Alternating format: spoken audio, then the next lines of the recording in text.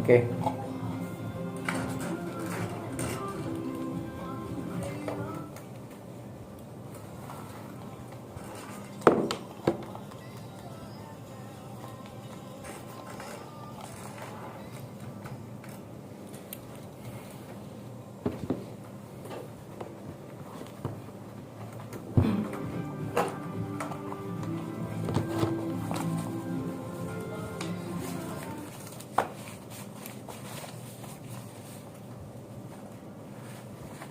Radio Papeja 101,8 FM Family Station Lombok Linggau. Assalamualaikum warahmatullahi wabarakatuh.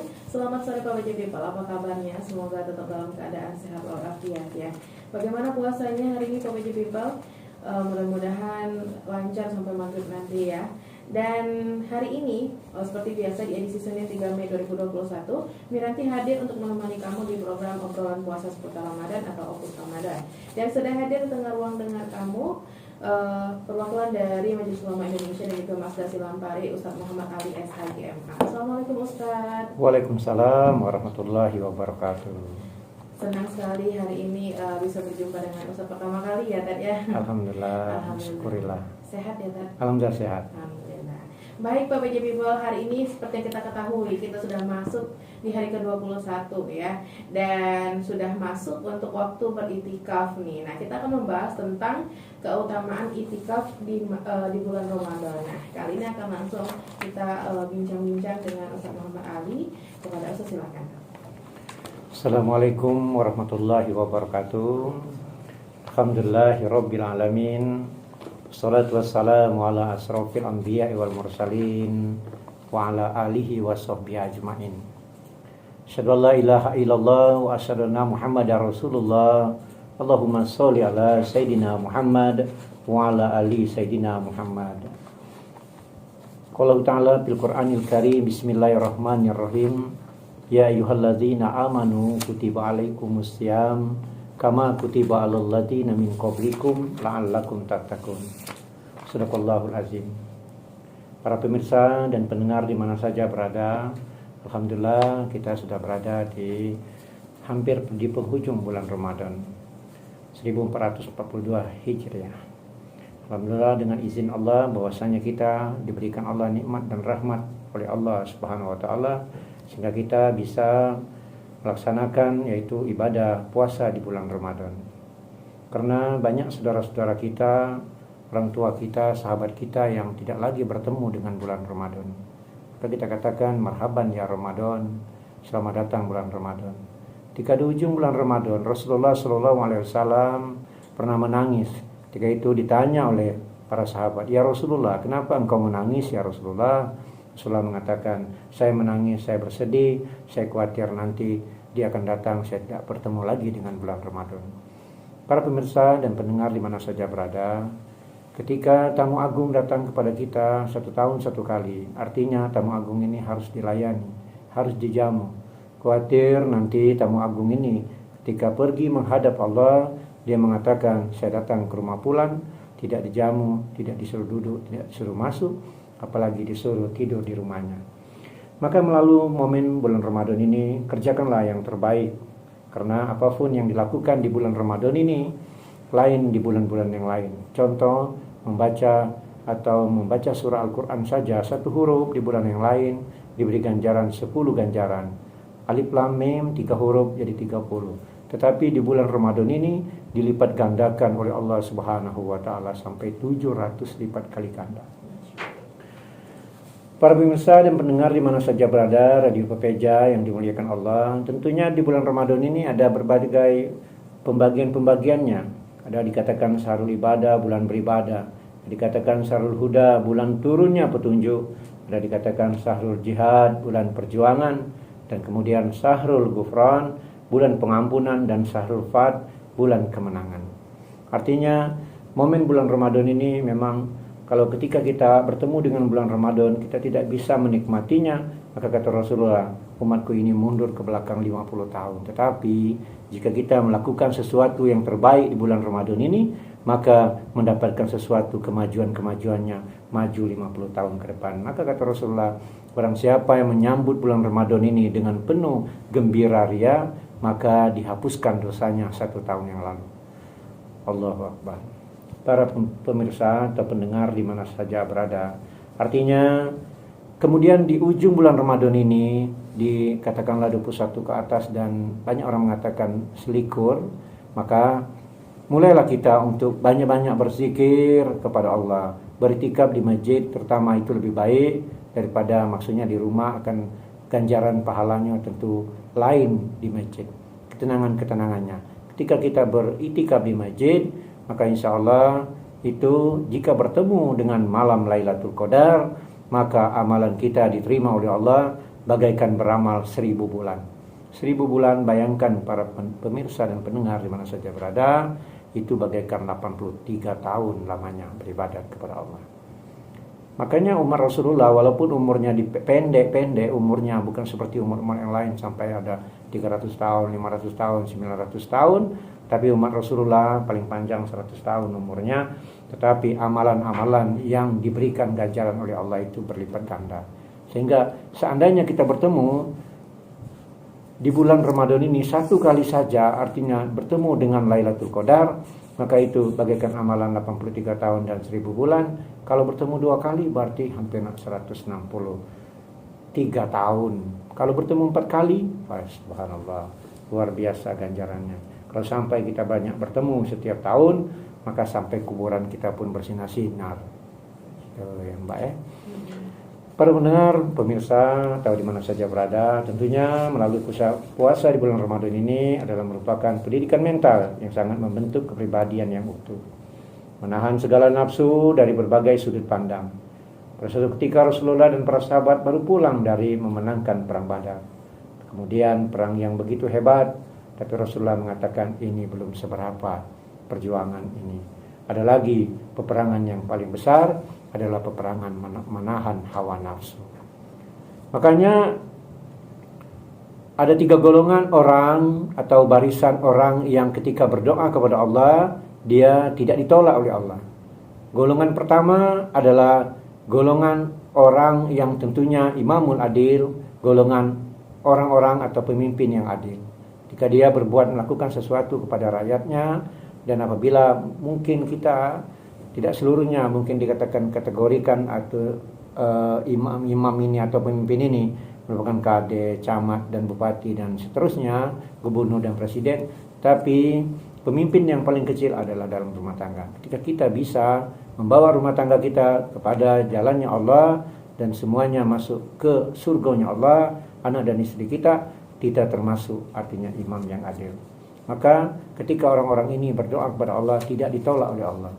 Kemudian golongan yang kedua adalah golongan orang tentunya yang berpuasa sampai dia berbuka puasa. Artinya puasa dari pagi dan sampai sorenya berbuka puasa. Orang-orang inilah, golongan inilah ketika berdoa kepada Allah tidak ditolak oleh Allah. Dan golongan yang ketiga adalah golongan orang-orang yang artinya golongan yang ketiga adalah golongan orang yang banyak taat kepada Allah Subhanahu wa taala, dan golongan inilah artinya golongan orang, salah satunya golongan orang yang terzolimi. Orang-orang yang terzolimi artinya ketika dia bekerja tidak sepatutnya layaknya diberi gaji oleh bosnya, artinya dilalaikan dan dibiarkan, ini termasuk orang-orang yang terzolimi. Ketika orang-orang yang terzolimi ini berdoa kepada Allah, maka doanya tidak ditolak oleh Allah Subhanahu wa taala. Para pendengar, pemirsa yang dimuliakan Allah, tentunya mencari Lailatul Qadar ini mulailah dari sekarang. Mulailah malam-malam yang terakhir ini. Siti Aisyah dikatakan bahwa Nabi pernah mengatakan bahwa malam-malam Lailatul Qadar ini malam-malam yang ganjil. Malam 21, 23, 25 dan 27, 29. Tapi tidak menutup kemungkinan di malam-malam yang genap pun artinya Lailatul Qadar ini turun. Tanda-tandanya banyak. Jika dia turun di malam hari, maka malam itu gelap, bagai tenang, tidak hujan dan tidak juga terang, dan suara-suara jangkrik pun tidak ada. Tapi banyak kita ini ketika malam itu kita terbangun suara yang hening, kita takut, akhirnya kita tidur kembali. Nah ini memang luar biasa. Bukan nak ibadah tapi karena takut tadi, padahal malam itulah Artinya para malaikat turun karena hening. Kenapa kelihatannya redup? Bulan-bulan tidak kelihatan karena sayap-sayapnya malaikat itu menutupi sinarnya bulan itu. Jadi itu dikabarkan banyak yang ditemukan bermacam-macam. Artinya maksud-maksud yang dikatakan malam Lailatul Qadar ini. Kalau kita bertemu di malam Lailatul Qadar luar biasa. Sungguh memang kita termasuk orang-orang yang kata Allah akan menjadi orang-orang yang bertakwa. Ya, mungkin itu dulu sementara itu Mbak Miranti ya. Masya Allah ya Pak Baji People ya, bagaimana kita harus meningkatkan lagi kualitas ibadah kita ketika di malam-malam terakhir. Jangan sampai justru di malam-malam terakhir malah jadi udah lesu gitu ya tadi. Jangan sampai gitu ya. Justru puncaknya gitu ya dari Ramadan ini ada di malam-malam terakhir ya. Kadang-kadang malam tarawih itu malam pertama itu rame sampai keluar orang banyak sholatnya. Tapi berguyur malam terakhirnya banyak kemajuan, bukan banyak kemajuan dalam arti ibadahnya, tapi barisannya maju ke depan. Tinggal dua nih. Luar biasa. Ibu-ibu kadang-kadang di rumah repot buat kue dan sebagainya. Ya Allah ya. Banyak alasan-alasannya kadang-kadang tuh. Iya, dan di masjid-masjid juga sekarang alhamdulillah walaupun dengan keterbatasan tempat juga dan harus menaati protokol kesehatan, banyak juga masjid-masjid yang membuka untuk itikaf bersama ya. Alhamdulillah. Kita berterima kasih dan bersyukur di tahun 1442 Hijriah ini, bukan seperti tahun belakang 1441 Hijriah, kita nyaris tidak bisa datang ke masjid karena banyak masjid yang tertutup. Atas peraturan-peraturan sekarang sudah dilonggarkan, tetapi walaupun dilonggarkan ini jangan semata-mata bahwa penyakit ini sudah pergi, sudah hilang semuanya maksudnya. Jadi yang tersisa ini kita harap akan hilang dan tidak berkembang lagi dengan cara kita terus mematuhi protokol ini. Ya. Baik Pak Baji People, sebelum kita akan lanjut membahas tentang itikaf di keutamaan itikaf di bulan Ramadan, kita akan mendengarkan dulu iklan yang mau lewat.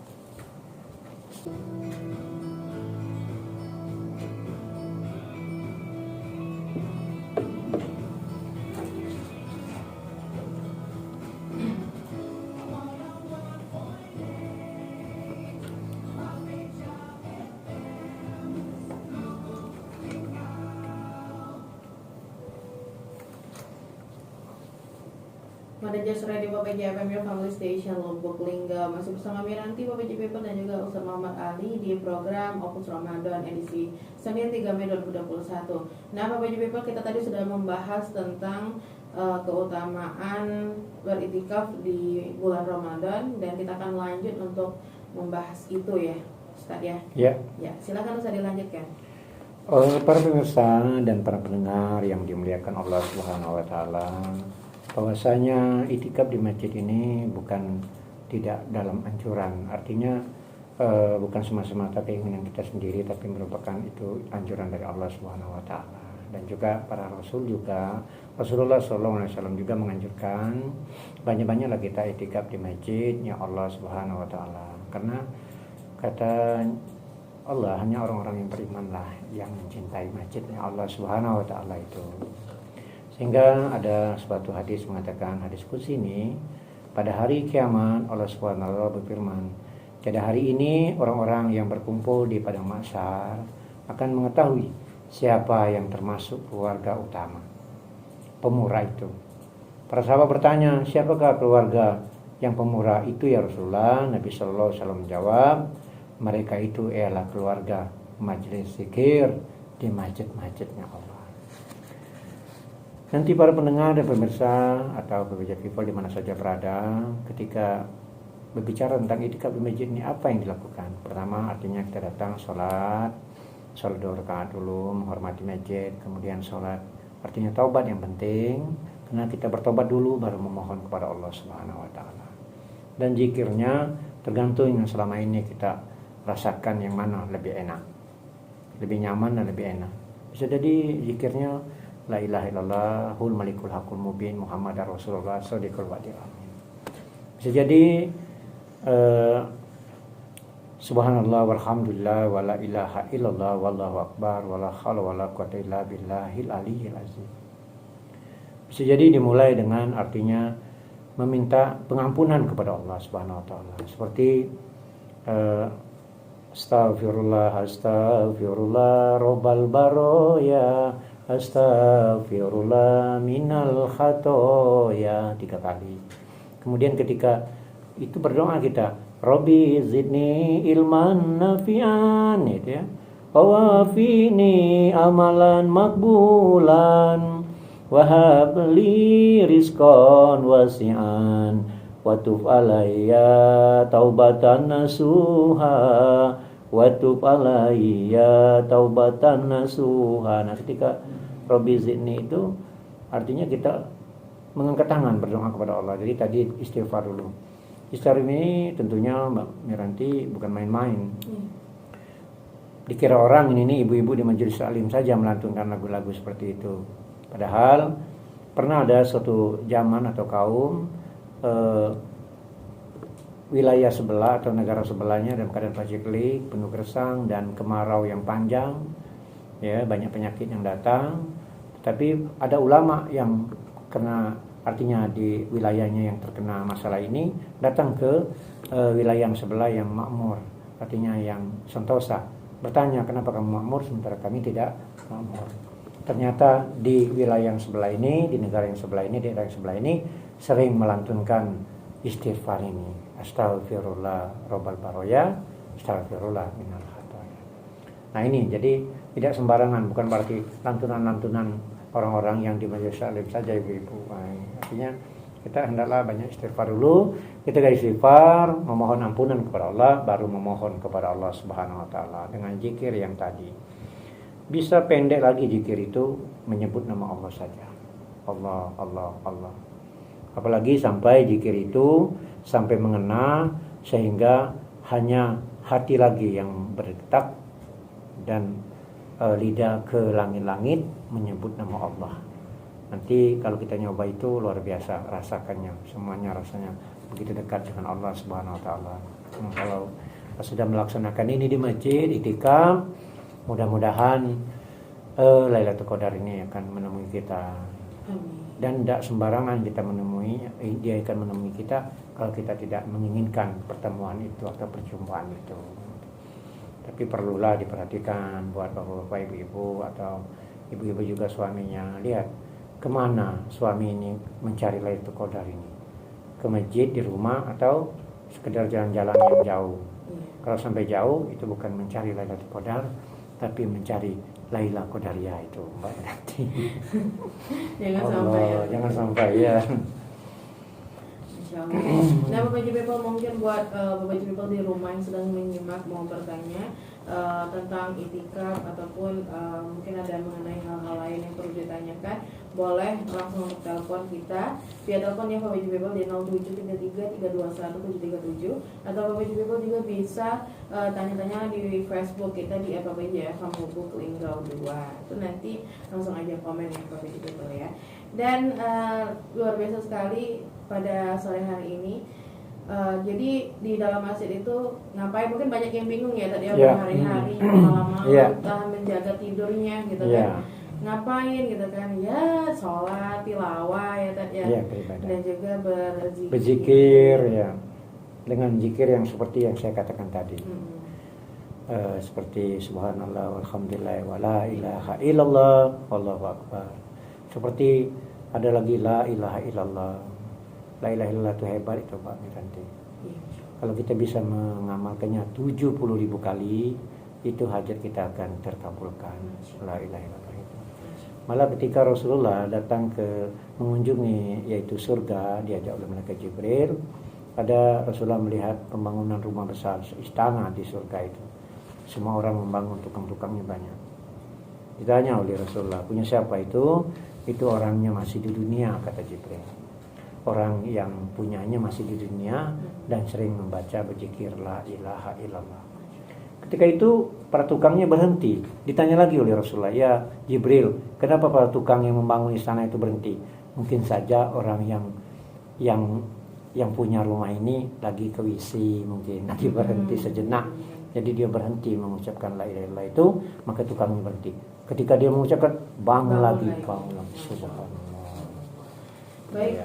Ini udah ada yang masuk tadi Ustaz teleponnya. Jadi silahkan Bapak Ibu dicoba lagi ya via telepon kita di 0733321737 karena masih cukup waktu untuk kita berbincang pada sore hari ini. Kamu mau tanya apa tentang itikaf juga boleh ya. Mumpung di sini kita buka sesi teleponnya. Tadi mana nih yang udah telepon? Silahkan ya, kita tungguin di 0733321737 atau melalui Facebook di FBJFK Lubuk Linggau 2. Dan kamu sekarang ada di menit ke-24 lepas dari pukul 16 waktu Indonesia Barat. Jadi masih cukup panjang ya kebersamaan kita. Dan udah masuk nih teleponnya Ustaz, kita langsung aja angkat ya. Oke. Halo, Assalamualaikum. Halo, Assalamualaikum. Halo. Halo. Hilang semua. Halo. Sinyal nih kayaknya nih. Dicoba lagi Mas. Halo. Halo. Ya, terputus ya. Dicoba lagi. Tadi udah masuk sedikit suaranya. Coba lagi ya ke PJ People ya karena masih cukup waktu di 0733321737. Halo, Assalamualaikum. Iya, dengan siapa di mana? Pak Nasir di Sering Agung. Pak Nasir mau tanya apa Pak?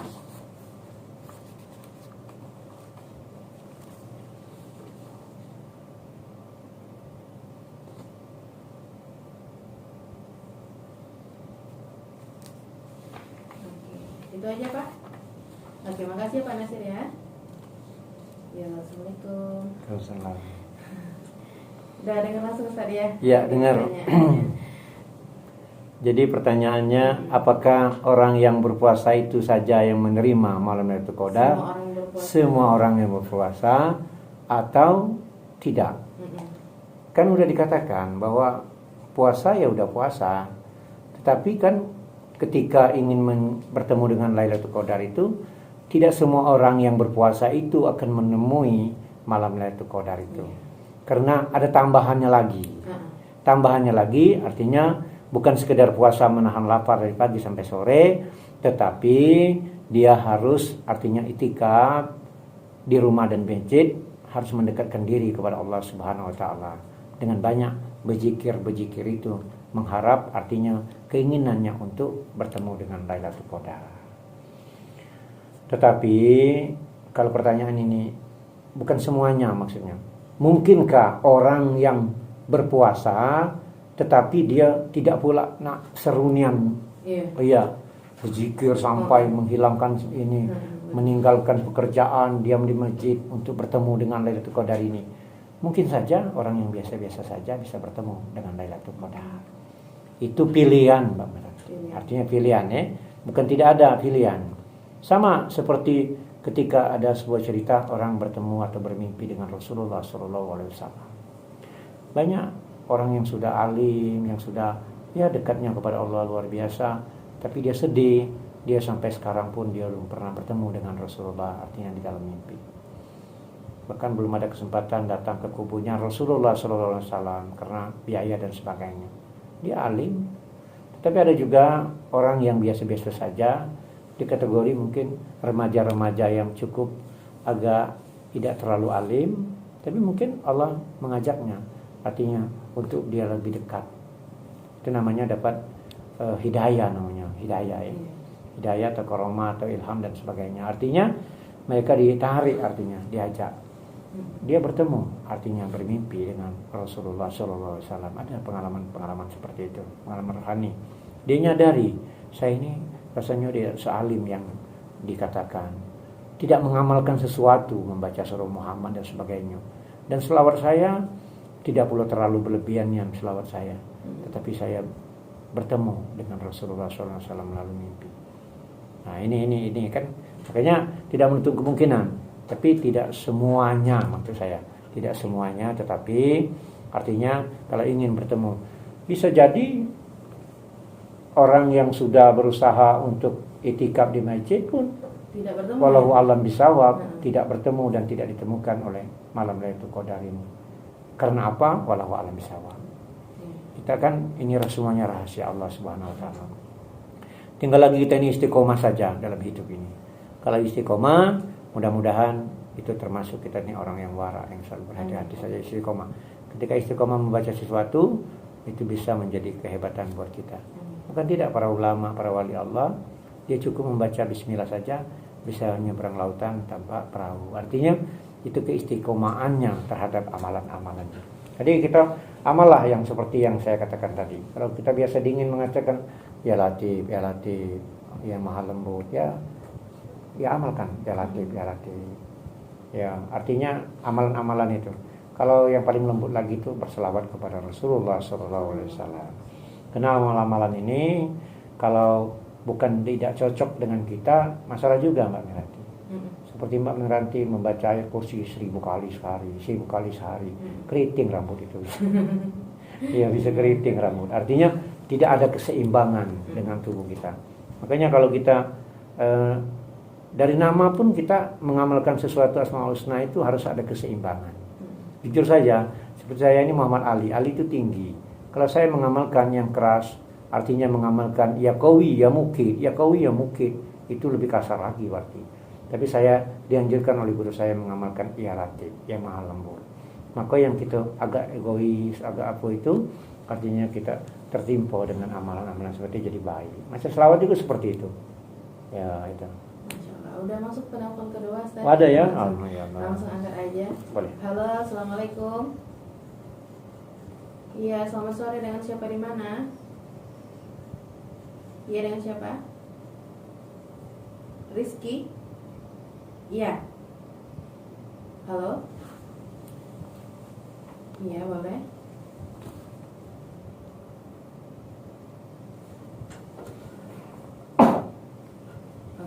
Itu aja, Mas. Iya, terima kasih ya.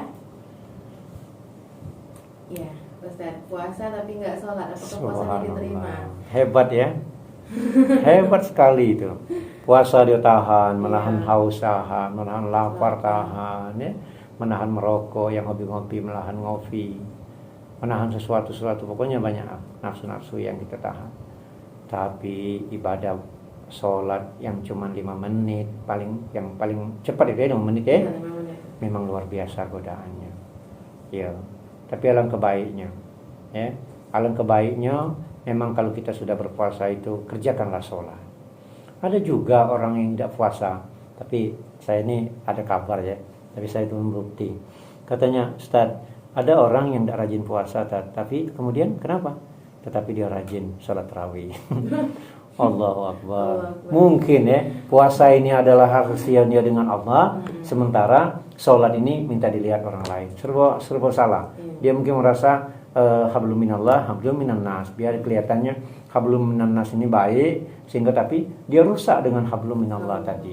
Dia tidak puasa, tapi dia siap rajin, artinya sholat tarawih. Nah ini ditanyakan orang yang rajin berpuasa, dia sudah menjalin hubungan dengan hablum minallah, tapi dengan hablum minan nasnya, ya dengan hablum minallah juga sebenarnya dua-duanya.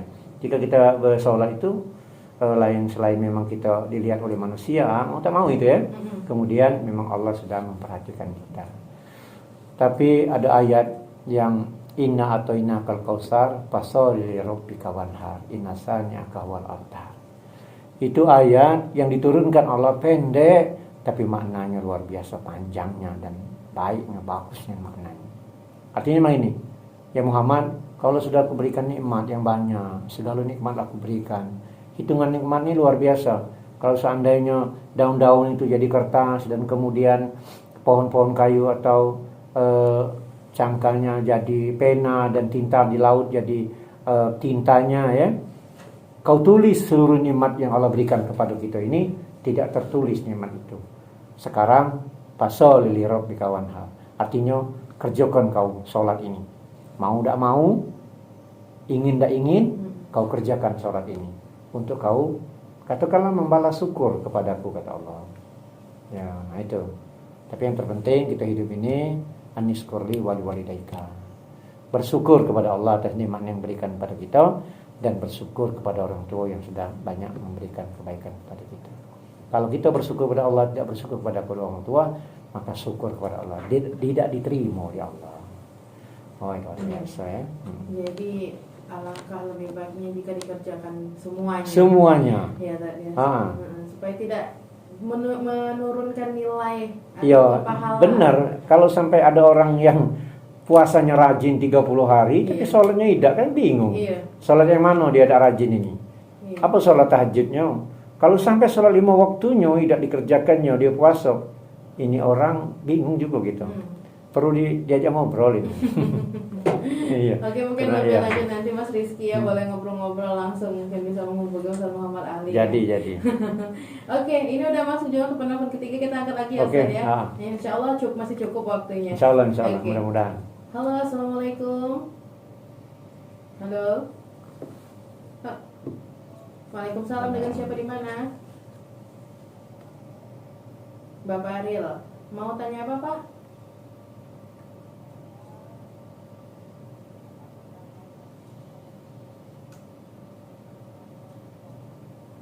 Gimana? Maaf.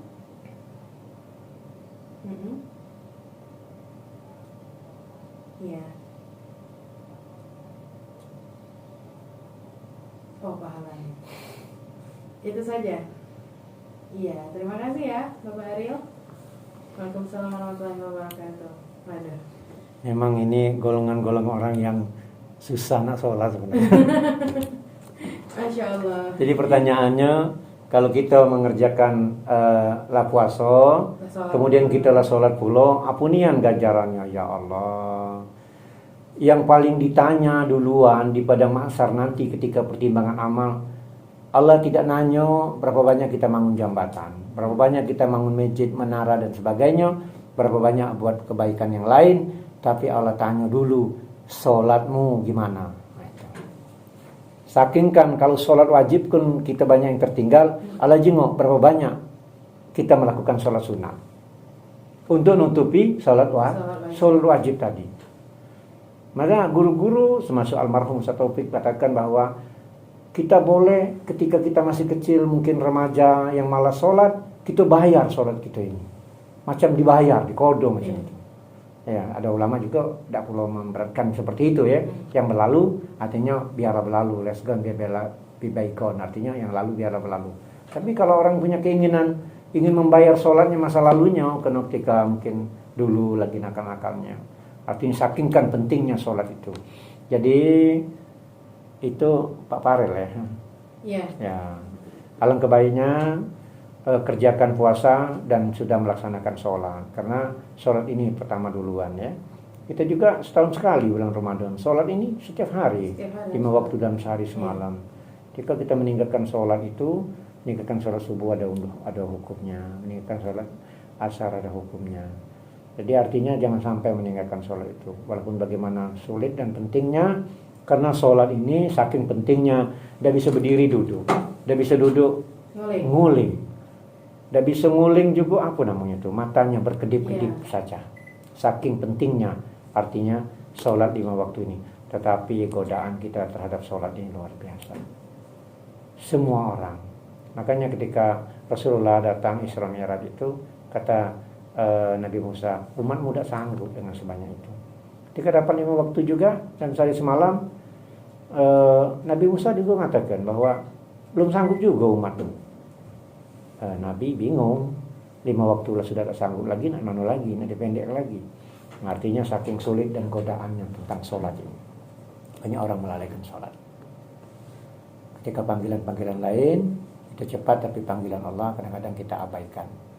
Apalagi urusan laki-laki harus ke masjid, hukumnya memang pahalanya lebih besar. Padahal perjalanan yang paling jauh di muka bumi ini, Mbak Miranti, perjalanan ke masjid. Orang sudah berjalan ke luar negeri, ke Amerika, ke Australia. Orang berjam-jam sudah mendaki gunung, naik gunung, jauh-jauh lewat pantai, menyusur sungai dan sebagainya. Tetapi ke masjid yang cuman kadang-kadang cuma berapa meter lah, tapi sulit untuk dijangkau. Artinya kesimpulan, perjalanan yang paling jauh di muka bumi ini adalah berjalan menuju masjid, saking kenyang. Ya, mudah-mudahan ya.